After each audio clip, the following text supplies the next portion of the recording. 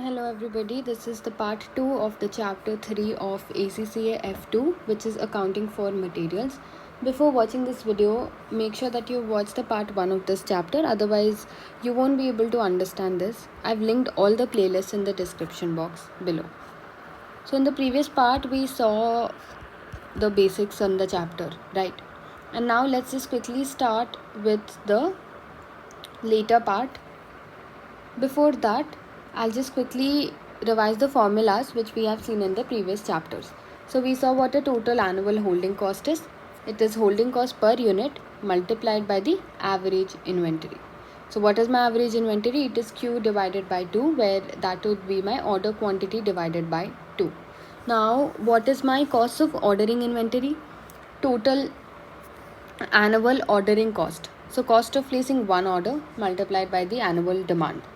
Alright, so cost of placing one order multiplied by the number of orders. So how do I get my number of orders? It is the annual demand divided by quantity. Now what is my total annual cost? My total annual cost is per price of one unit multiplied by the annual demand plus the total ordering cost plus the total holding costs. Okay, now we have what is my buffer inventory. So now what is my buffer inventory? My buffer inventory is having an excess amount of inventory. So buffer inventory is basically having a safe inventory along with the normal inventory. You have some excess with you. In case of any emergency orders or anything, you need to have some of the amount, some of the stock which is ready for sale. So you always need to have a buffer inventory. If you have an annual demand of, let's say, 100 units, you always need to be having 150 units. In case of extra orders or emergency orders, that is the reason. Alright, so now let us discuss this point, that what are the disadvantages of buffer inventory.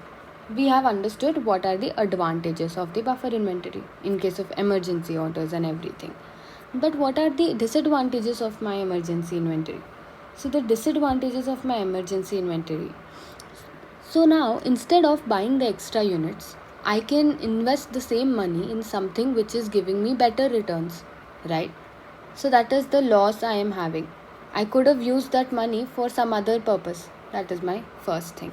So you can also describe it as the opportunity cost. So what do you understand by opportunity cost? Opportunity cost is what is the thing which you have foregone in order to achieve something else. So what are the things you have sacrificed in order to get something? So that is something which is related to opportunity cost. So that is something which is related to my buffer inventory. The cost to insure inventory, the cost to store product, the cost of theft and damage. So in case you have buffer inventory, you will also be paying for the holding costs, right? So now those are the things.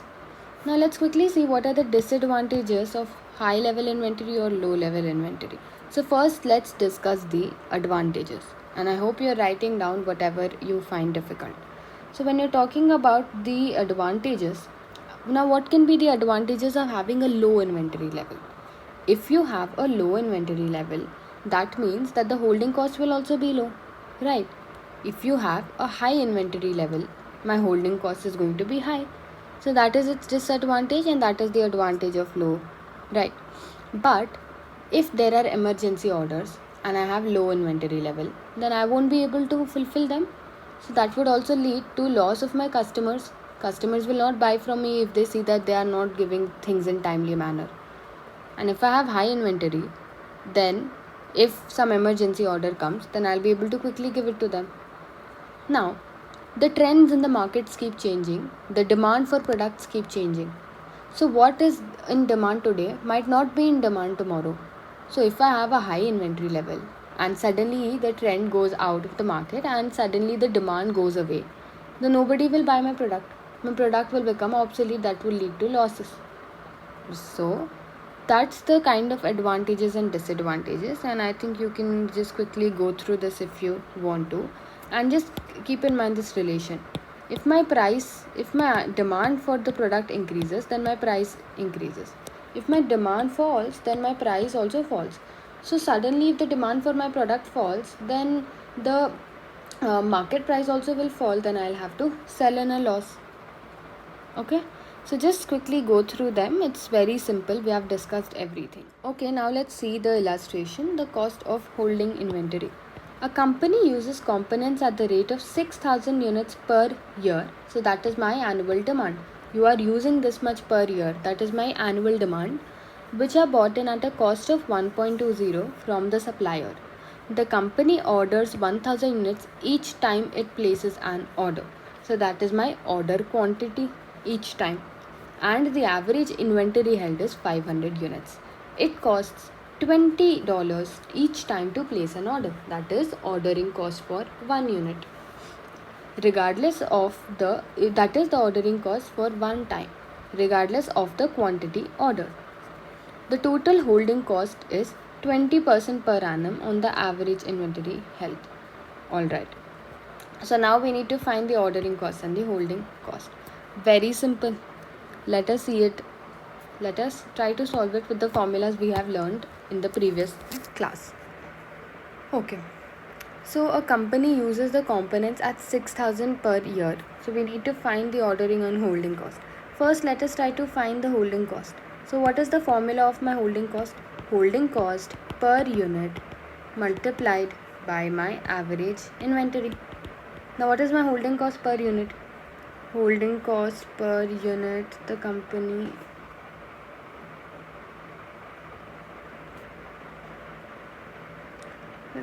orders 1000 units each time it places. It costs 20 times each to place. Okay, the total holding cost is 20% per annum. So whenever you have to find out the holding cost, you will find it on the cost. So it is, what is the cost? Cost is 1.20. So my holding cost per unit is going to be 20% of my cost, which is 1.20. So what is 20% of 1.20? 1.20, 20%, which is 0.24. Alright, I hope that is clear, and I hope you're solving this along with me. So holding cost per unit is $0.24. What is my average inventory? Order quantity divided by 2. So what is my order quantity? 1000 unit. So this would be 1000 unit divided by 2. So my holding cost is going to be 0.24 multiplied by 1000 divided by 2, which is 120. So this is my holding cost. Very simple. I just applied the formula which we saw. Alright, and there they have done the same thing. They have just written it in a different manner. Even their answer is 120. Now let us find the annual ordering cost. What is the formula of annual ordering cost? Ordering cost per unit multiplied by the number of units ordered. What is the number of units ordered? What was the formula? When we were talking about the number of units ordered, it was cost of placing one order multiplied by the number of orders. So how do you find out the number of orders? Demand divided by quantity, right? So what is the ordering cost per unit? So each time you order, you have to pay $20. So ordering cost per unit multiplied by the demand divided by quantity. This is my demand, and what is the quantity? 1000. So 6000 divided by 1000. I've just substituted everything in the formula. So by doing this, you get 120 again. So now I have my annual ordering cost, and I also have my annual holding cost. Now what do I have to do? What else is given in the question? Okay, that's all we had to find out. So we found out. Okay, let's do test your understanding 4. A company has recorded the following details for component 427, which are sold in the boxes of 10 components. So this component is sold in a box of 10. So it's like a pack of 10. Alright. So ordering cost is given, purchase price is given, holding cost and monthly demand is given. Keep in mind, monthly demand is given, annual demand isn't given. In the formula, whenever we use D, we are talking about the annual demand and not the monthly demand. Component 427 is currently ordered in batches of 240 boxes at a time. So what is the order quantity? The order quantity is 240 boxes. The average inventory is 120 boxes. Calculate the annual holding cost and the annual ordering cost. Okay, so we have to find both the holding cost as well as the annual cost, and I hope ordering cost, and I hope you are doing this. I hope you are solving the question along with me. and then you can discuss it with me. Okay, again, what was my formula of annual holding cost? Holding cost per unit multiplied by the average inventory. So what is my holding cost? 10% of purchase price. So 10% on my 20. Okay, so 20 into 10% is 2, right? So 2 is my holding cost. I hope you got the point and I hope you are solving it. So my holding cost would be 2 was my holding cost per unit multiplied by my average inventory, which is given in the question, which is 120. So my answer is going to be 120 divided by 20,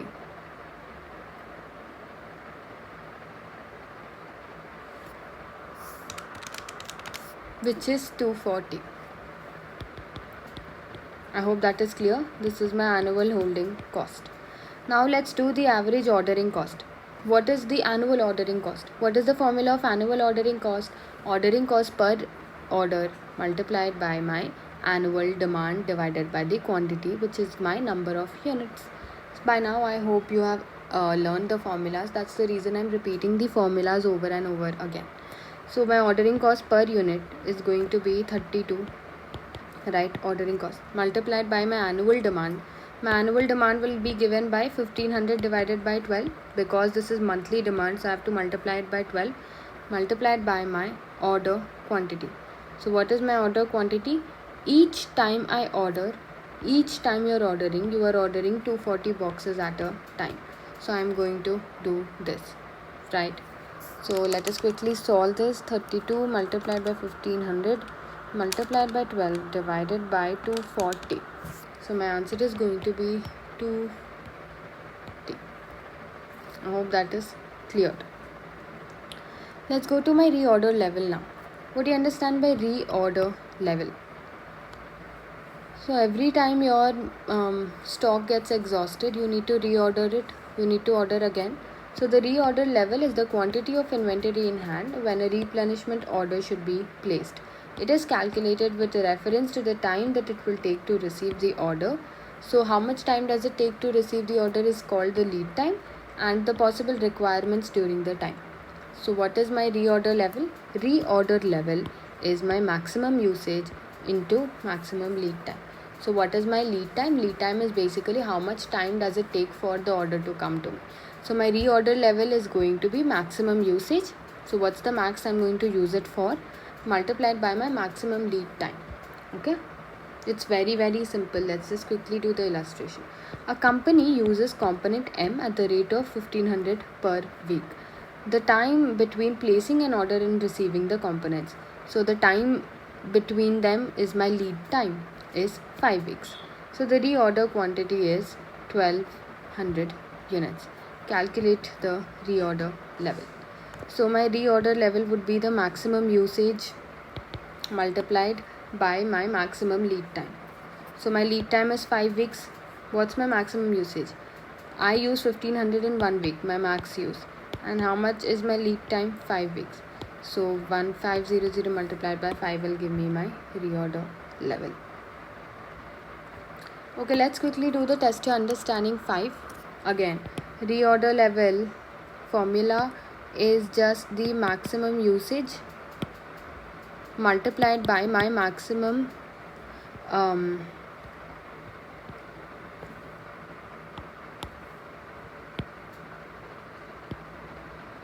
lead time. So a national chain of tire fitters stocks a popular tire for which the following information is available. So you use 175 tires in 1 day. The lead day is 60 days. So how are you going to do? What is the maximum usage?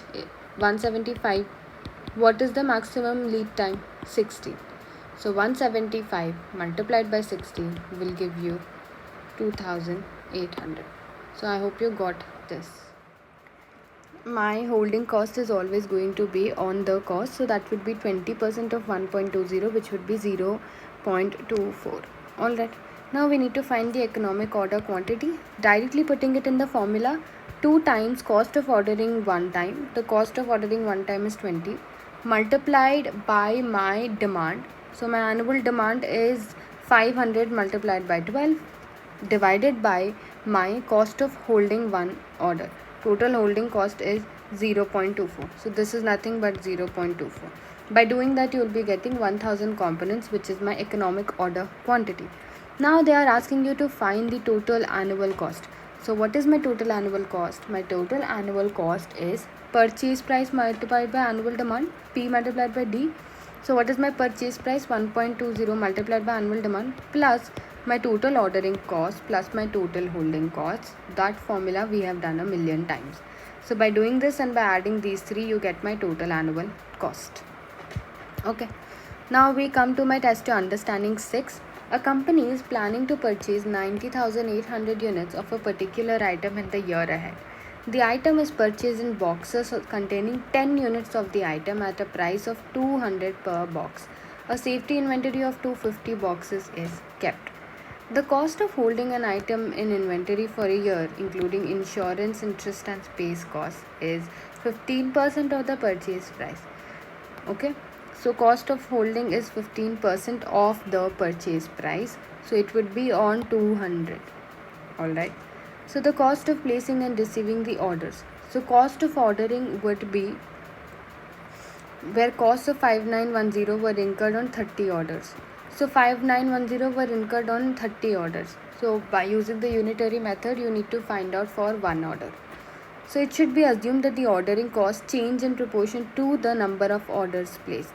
2% should be added to the above ordering cost to allow for inflation. Okay. Assume that the usage will be even over the year. This is very simple. Try to apply your minds and try to do this. In the next video, I will give you the solution and I will be discussing it in detail. Till then, I want you all to do it by yourself. It's very simple. Just try to do it, you will get it. I'm stopping this video here because this is a new concept and I just want to go slow with this chapter. Don't be scared by seeing that the chapter has 4 videos. It is just short and crisp videos. So if I make everything in one, I can just end it within a 1 or 2 hour video. But I'm still just splitting them into 4-5 parts so it becomes easy for you all. Thank you.